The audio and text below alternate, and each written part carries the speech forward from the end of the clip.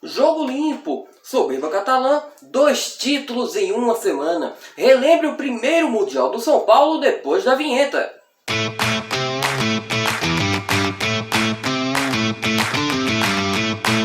Fala pessoal, bem-vindos a mais vídeo do canal Respeita Meu Manto. No especial Mundial de Clubes de hoje, iremos relembrar o primeiro Mundial conquistado pelo São Paulo em 1992, numa final eletrizante contra o Barcelona. Mas antes de tudo, quem não é inscrito seja muito bem-vindo, este é o canal Respeita Meu Manto, chega like maroto, compartilhem esse vídeo e agora sim, simbora relembrar o primeiro Mundial do São Paulo. O ano era 1992 e o São Paulo chegou àquele Mundial sendo campeão da Libertadores da América pela primeira vez na sua história. Chegou à final contra o Newell's Old Boys da Argentina e venceu nos 2 jogos bem marcantes. No primeiro, o São Paulo perdeu por 1 a 0 na Argentina, porém na volta venceu por 1 a 0 no Morumbi, levando o jogo assim para os pênaltis. O tricolor paulista venceu as cobranças por 3 a 2 e assim se consagrou campeão da América pela primeira vez na sua história.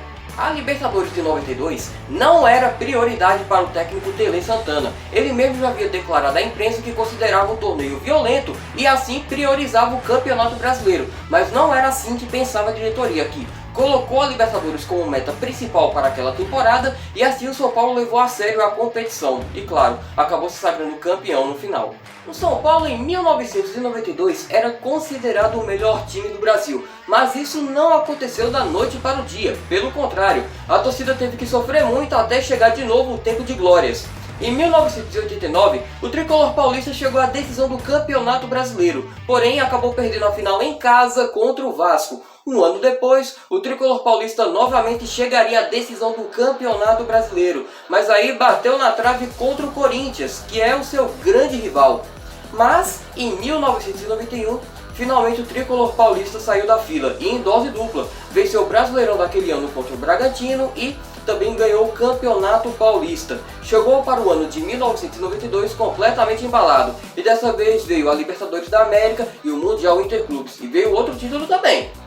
O tricolor paulista nessa época já tinha alguns jogadores que marcaram época no São Paulo, como por exemplo o Toninho Cerezo, o Raí, que é considerado um dos maiores ídolos da história do tricolor, o Miller, tinha também o Zete, que foi campeão com a seleção brasileira na Copa de 94, tinha também o Cafu e, claro, o Palhinha, outro jogador também que fez história com o tricolor paulista. O São Paulo enfrentou naquele Mundial o Barcelona, que era considerado a grande potência da Europa nesse ano de 92.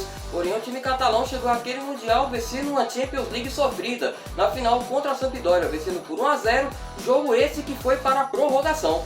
O Barcelona em 1992 era considerado o Dream Team do mundo, no caso, o melhor time da história, e era treinado por um grande ídolo do clube, que era o Johan Cruyff. Nessa época, o Barcelona havia conquistado um tricampeonato espanhol, mas faltava a Champions League, e esta veio no ano de 1992. E o Barcelona nessa época também já tinha alguns ídolos, como por exemplo o Pep Guardiola, que hoje é bastante conhecido como treinador, mas nessa época ele também era um grande jogador e defendia as cores do Barcelona. Tinha também o Zunzareta, tinha o Stoichkov, o Laudrup. Esses eram alguns dos jogadores que fizeram história no time do Barcelona nesse ano de 92.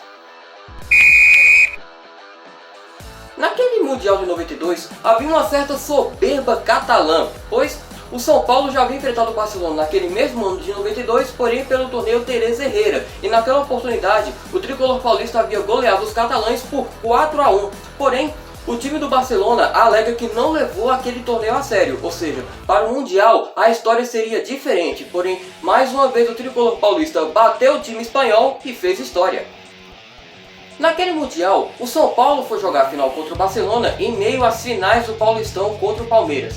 Nessa época, o Paulistão era disputado no segundo semestre, diferentemente de hoje em dia, onde os estaduais são as competições que abrem a temporada. Nessa época, o Brasileirão era disputado no primeiro semestre e os estaduais no segundo. Bom, o São Paulo chegou àquela decisão contra o Palmeiras, porém se viu diante de um impasse, pois a Federação Paulista havia marcado as finais justamente no período que o São Paulo estaria no Japão disputando o Mundial contra o Barcelona.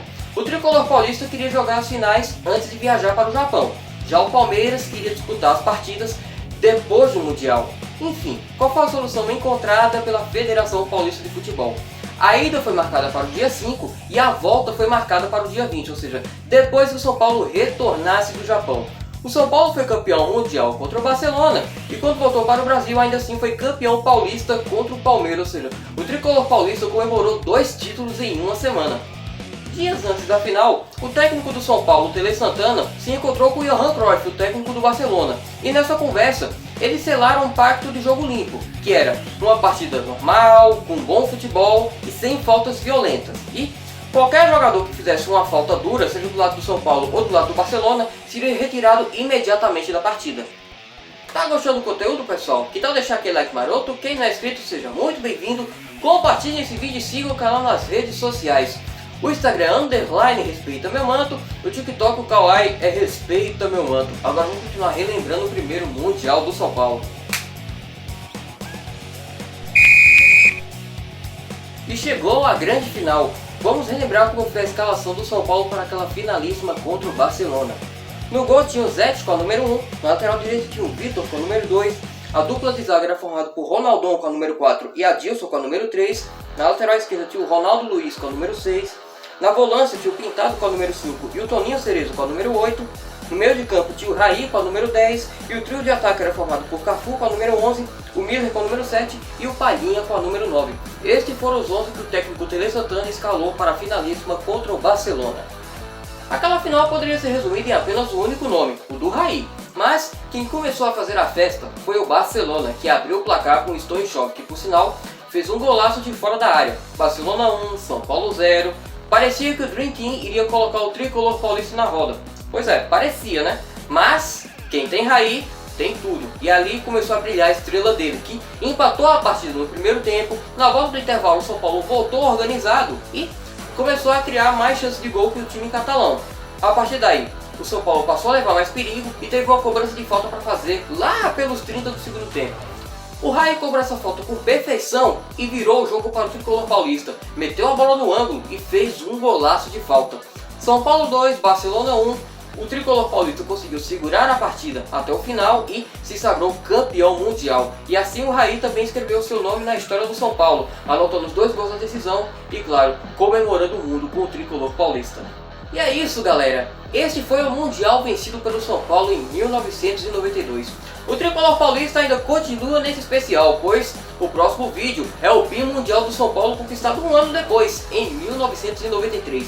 Antes de esse vídeo, galerinha, ative as notificações e fique por dentro de tudo que eu posto por aqui. Receberem nesse vídeo outros conteúdos bacanas que eu posto por aqui. E você, torcedor, é pro adversário e diz: respeita meu manto. Até a próxima, pessoal.